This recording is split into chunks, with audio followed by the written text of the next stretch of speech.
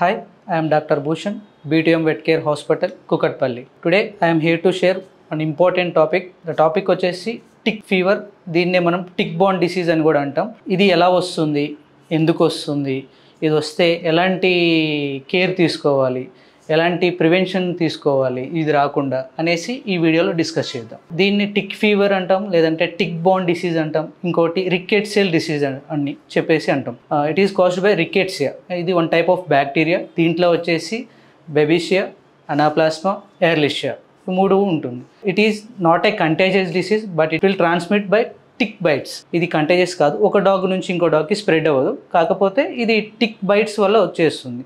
చాలా pet parents ఇలా symptoms observe చేస్తారు. వాళ్ళ యొక్క డాగ్ మీద రెగ్యులర్గా ఫైండ్ అవుట్ చేస్తారు. టిక్స్, ఒక టిక్ చూస్తారు, 2 టిక్స్ చూస్తారు.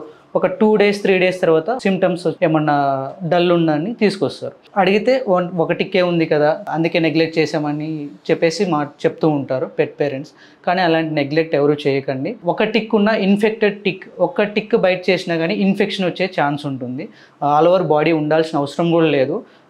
దీంట్లో వచ్చేసి సిమ్టమ్స్, మెయిన్గా సిమ్టమ్స్ ఎలా ఉంటాయంటే